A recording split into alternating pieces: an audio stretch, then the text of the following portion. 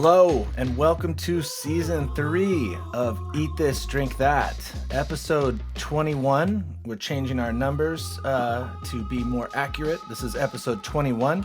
We got a new format, a new shorter, livelier format for Season 3. Today, we are going to find out how to make a martini with Steve. So, Steve, show us your Drink That for today. Fantastic. I like our new format. We've been changing the format every season. So, Season 3 is going to be all about how-to, simple, quick, fun. We're probably going to double the amount of episodes we have. So today we're going to do martini. It's very simple. Yes. Everybody should kind of have 3 to 4 cocktails in their back pocket. It's easy to do. Just in your memory bank, 3 to 4 ingredients. And usually it's, for a martini, it's 2 in essence. It's a spirit and a vermouth. You can throw this down pretty quick at any dinner party. There's some quality factors we should talk about. Ice, stirring. The $25 bag of ice? Yes. Oh, no, Yeah. I make my own. own. Oh my so you don't have to God. spend that much I money. can't wait for your ice recipe. It's Psychopath. Yeah. And then keep your ingredients cold for a martini because we want to stir and get the ingredients to combine and bring the temperature down, but we don't want to over dilute. So if everything is already super cold out of the freezer or out of the refrigerator, you're not going to have to stir that much and it's not going to over dilute. 2 really bad things about a martini. Well, 2 things that can make a very bad martini is a warm martini and over diluted, where it's just water. I like to taste the spirit. So let's go quick. All you need, I like to stir all of these because Not shake. Yes, because shaken, that adds too much ice and too much texture, and it's too cloudy. So that's what you do when you're shaking. You're adding texture, you're frothing, and your more ice chunks go through there. So for like a margarita, you want texture on that margarita.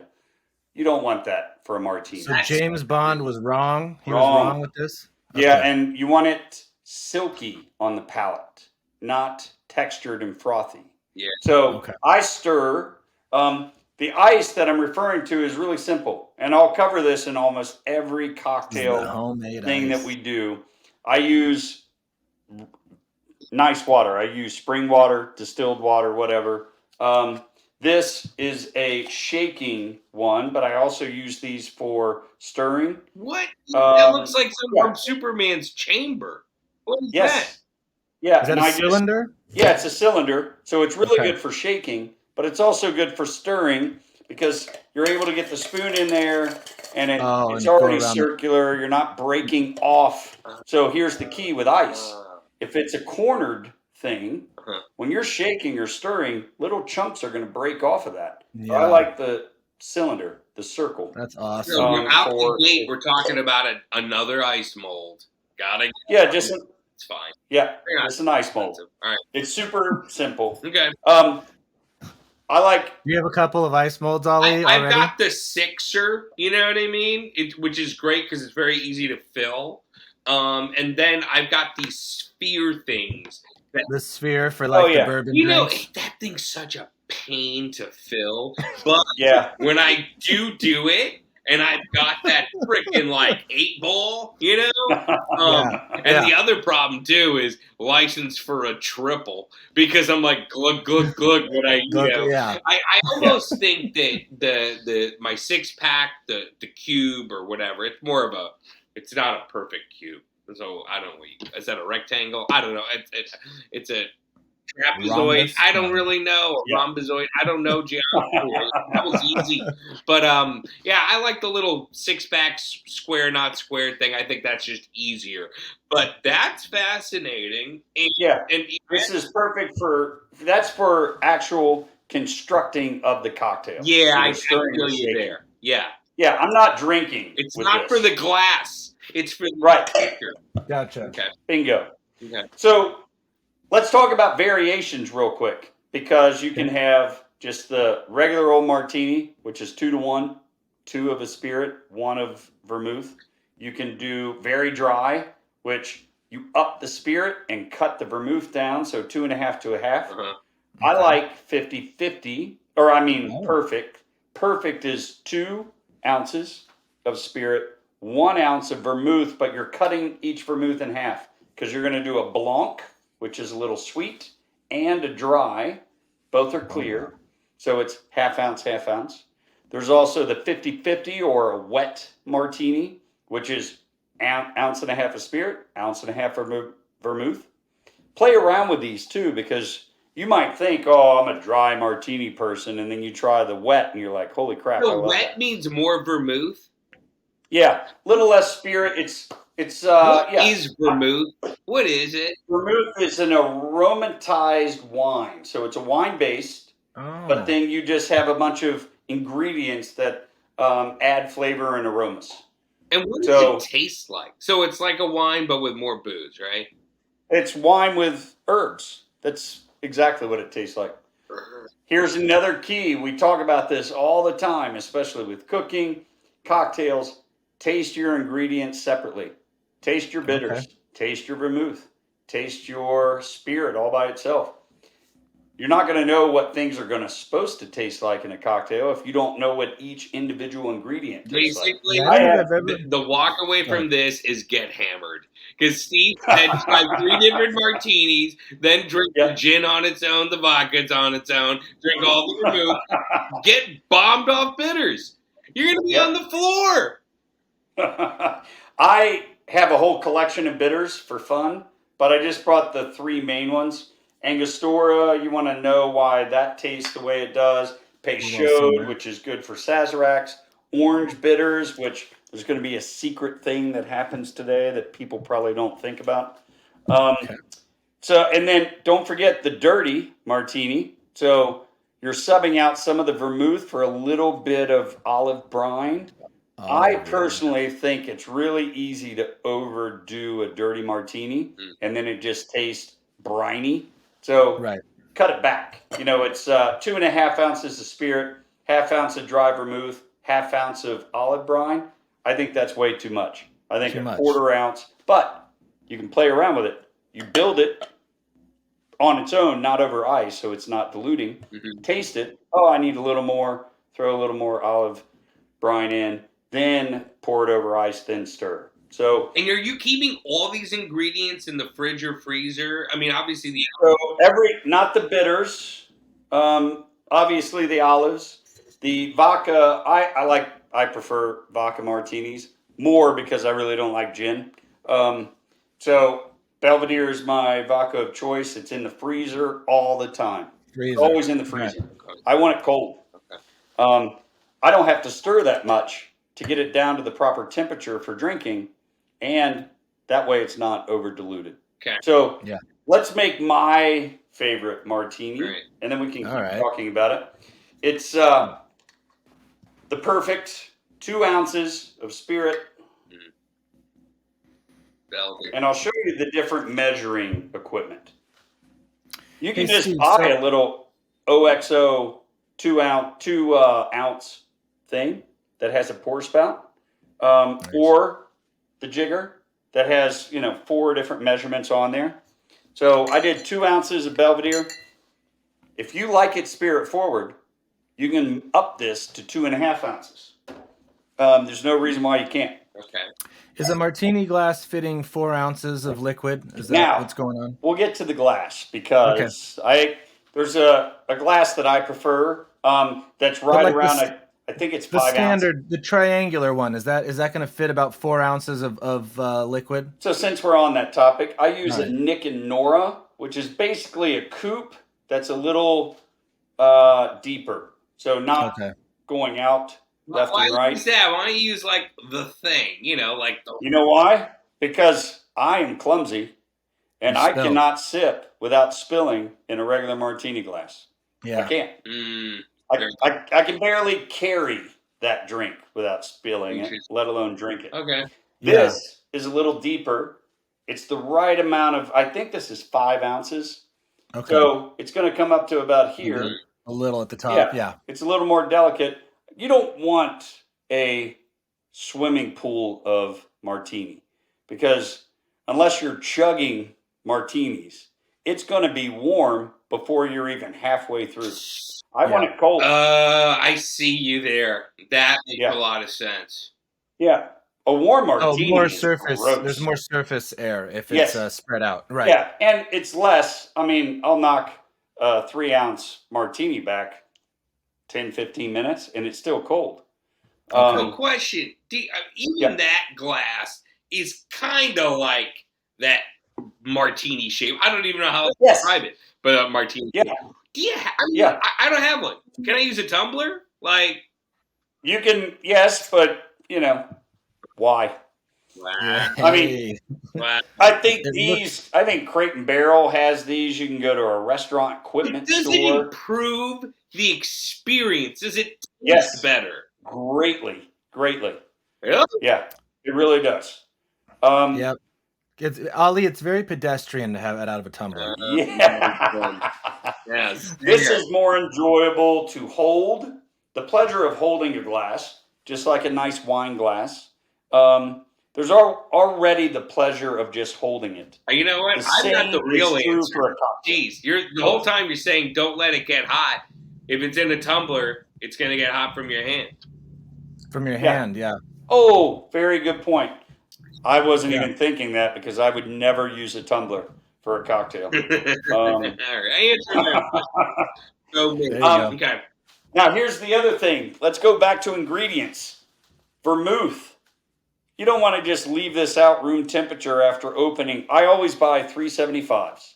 I don't want them to really oxidize. Can it go bad? Can vermouth go bad? They oxidize. They call it flat. Okay. We'll go back to my favorite little piece of equipment that you can use for everything, the vacuum vent. So I use these. I vacuum vent everything. I put them in the refrigerator so they're cold. They're not freezing. They're cold. And remember, we're doing a perfect. So this is a half an ounce each. Okay. So boom, boom, boom. You know, Steve, when he Ryan, I know Steve for his last wishes. It's not to be buried or cremated. He wants his body to be vacuum vented. Yes. Yeah. I want it protected from the elements. And then just put these back in, get the oxygen out. You can use these little 375s for a month. Oh, really? You got a month, so you got to get down. Got it. Yeah. They're protected from oxygen, just like my dead body.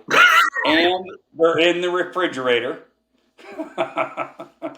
So, super secret ingredient. This is like a pre-prohibition recipe for a martini. I'm putting in orange bitters.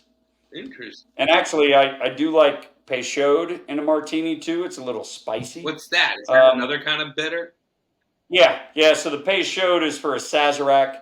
Angostura is what everybody knows about bitters. And I've asked this question before. I'll ask it probably for the rest of my life. What are bitters exactly? So you take a bunch of herbs, spices, you throw it into a tincture of sorts. So it's a high-proof spirit. You throw it all in there together. It's extracting out all the oils and flavors. Got it. And that's it. A lot of herbs, a lot of herbiness happening in this martini. Yes. Herb. Yes. Yeah. So Steve, you just put like 2 or 3 dollops of the I did 2 dashes. That's it. 2 dashes. Yeah. Sorry. Yeah. Normally for bitters, and again, always to taste. Normally with bitters, I do 2 dashes at the most. Okay. Really? Then here. So we have everything in here. Technique for stirring is really just don't over stir. Go in 10-second intervals. Have your little metal straw. You can pull out, taste it. Once you get your perfected martini of choice, you're not going to have to taste anything. You're just going to go. If there's no ice in there, what's the big deal with the little kind of whippity whip? You know what I mean? Like, what's the... Our ice is in there. I have that cylinder of ice, remember? Okay. That's the stirring ice. I can't even keep up with this. Yeah. And you'll also feel on the outside of this tin how cold it is. Cool. And then you'll say, all right, that's plenty. I'm done. You grab your strainer. It fits in there. You grab your tumbler, Nick and Nora glass, coupe, whatever you want. And then you strain. So I've got the cocktail shaker. I don't have that kind of strainer. I just have the one with the holes in it. That's frankly a pain. So I prefer the Hawthorne strainer with the little spring, only because it fits on every one of your tins. You can change, you can hold it. You can do everything with one hand. The other one, you have to hold it over the glass and pour, and then hope the aim too. Sometimes you can overshoot the glass or whatever with those. And you know what happens more often? You know what I mean? It always gets stuck. That's my. That ice is going to come flying out if you don't have one of these, and then your drink is everywhere. What about that spoon? Do I need to use a spoon like that? I've just got a long spoon. This is just a bar spoon that I have. They're cheap. Okay. You really could get a nice little bartending kit for $20. Spoon, jigger, tin. It makes everything a little easier to make. Okay. And then I do like olives. I just don't like overly briny martinis. So I'm not using brine. I'm just going to use a couple more olives. These are Santa Barbara Olive Company olives. Buy nice olives. Don't buy crappy olives. You're using green. Could you use a black? You could use whatever you want. Green, and then you can also stuff them with blue cheese and go total 80s. If you want. Do those have the red in there? What is that, pimento? Or what's these are little pimento ones. I have these always because I like olives. Are you adding the juice too, or the olive, just the No, and I think that the juice from the brine from inside that olive is enough brininess for me. Okay. That's enough. I was going to say, I like making sure the juice is inside the olive, and that's how I dirty mine. That thing. Beautiful. It's a nice little martini, isn't it? That is beautiful. You know, just for the looks, I feel like you need the olive. You know what I mean? You know. Hey, nothing wrong with a lemon twist. A really nice lemon twist looks beautiful. I just like olives. I like chewing on something while I'm drinking my cocktail. Just like, nuts? Would you ever put nuts in your martini? That's so great. Just like a Manhattan. I like cherries in my Manhattan. You can put an orange twist in a Manhattan. Manhattans and martinis are the same variation. Sub the vodka for bourbon or rye. Sub the vermouths for sweet vermouth. You already have a Manhattan. It's already done. So I was going to actually ask that. I was going to say, so martinis would be vodka and gin. Yep. Is that those are the two main spirits that we're going to use for martinis? Yep. Okay. And literally everything you said in the recipe, you can replace it with gin, and it's still going to be either a perfect or all that stuff. The rest. Yep. Okay. And you know what we'll do? We'll put. I wrote these out for everybody so you can see different variations. We'll post this.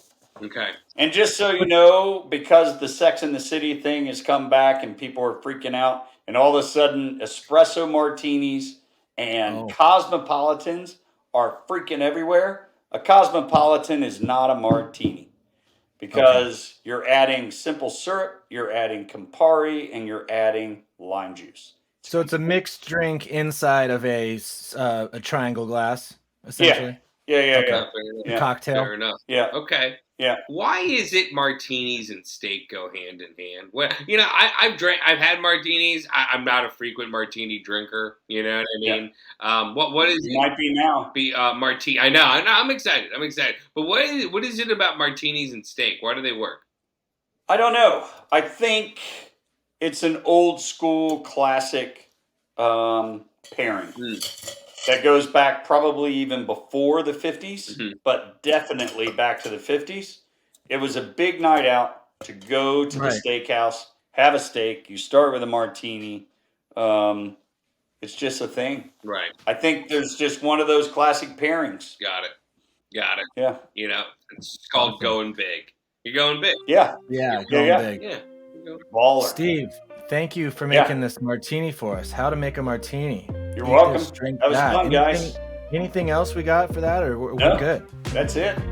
Thank you so much, Steve. Thank you for this episode 21, season 3. Eat This, Drink That. How to Make a Martini with Steve. Thirsty. We're out of here. Thirsty.